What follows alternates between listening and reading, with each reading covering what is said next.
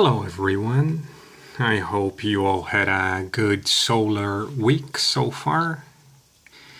Today was not too bad of a day. As you can see, the PIP made 7 kilowatt hours there. And so far this week we had on Monday and Tuesday were pretty cloudy days. So Monday and Tuesday. Yesterday was a decent day, and today was a very sunny day. So we actually caught up with everything.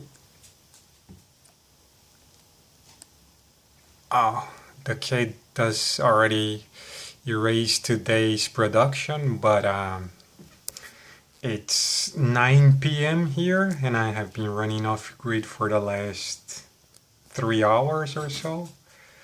And I think I hit 95% of battery low today. Anyways, this video goes to a YouTube user that wants to get into solar power. I have been just looking for my consumption from last year, but unfortunately, in this laptop, all I have is my consumption starting late February. As you can see here in February, the day that we spent the most energy was on February 21st, and that's 37 kilowatt hours of electricity. So, and that's probably most likely because of we were using the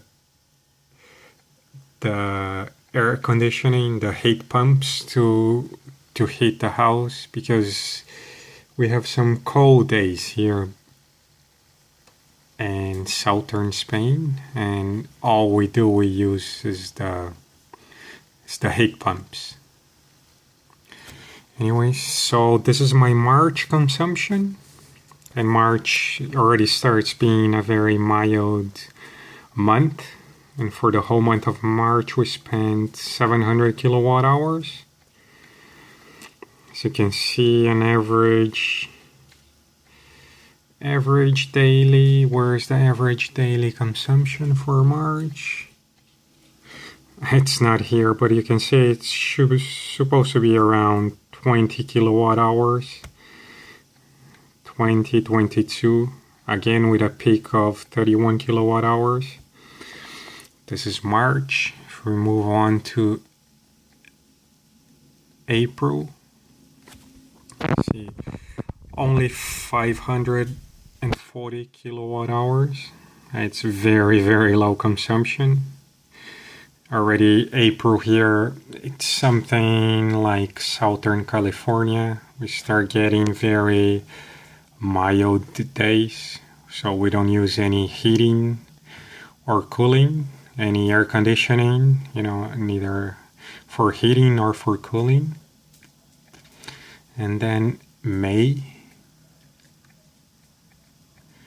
or in May again, April 540 kilowatt hours, May 500 kilowatt hours. Again, May is the mildest month. It's a perfect weather. We're in the high 80s there in the day and maybe low 70s at night. So it's a very mild month. As you can see, energy consumption there is again about 17 kilowatt hours daily. We move on to June. And in June, I think that was the record low month of consumption that we did here, 350. Of course, we went away for 10 days. So that shows this consumption here of 4.5 kilowatt hours. 4.5 kilowatt hours for the day. This is basically just our standby consumption. So There you go. And now we move on to July. July gets very warm here, and so we start using the air conditioning and stuff. But as you can see, it was pretty mild in the beginning of the month. But then again in July we start using the pool pump, and it out of, I think we started on July 10th, somewhere around here. So out of those 31 kilowatt hours there, 8 kilowatt hours come from the pool, because the pool pump runs for 8 to 9 hours in the summertime. As you can see there, we had a very ugly peak of 59 kilowatt hours in July 26 and 27, again over 50 kilowatt hours for those 2 days. If I go back and look in the weather reports, I'll probably see that those were over 90-degree days, and we probably slept with the windows closed and the AC on. So that's the reason we got those peaks there. Now we're coming up to August. Again, very warm month over here. But here, August 8th. Where's my mom? 6th, 7th, 8th. So August 8th marked the day where I started using my system. But those were pretty, I remember it was just a very warm day. And again, for the month of August, 700 kilowatt hours, comparing to June, half of it. So as you can see, in August the pool pump was running daily, at least for the first week and second week. And this was, you see, a peak of 63 kilowatt hours. That was all air conditioning, you know. But then you can see our consumption goes very much down, as we didn't use any air conditioning. And for the end of the month here, or at least the last 3 weeks, my solar system was working. So you can see on that particular day, we only spent 7 to 9 kilowatt hours. So my solar system was producing around 15 kilowatt hours daily back then.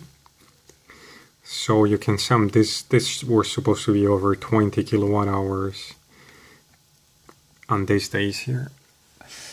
And if we go on to September, again, September, very mild, no use of air conditioning. So the peak was actually only 19 kilowatt hours.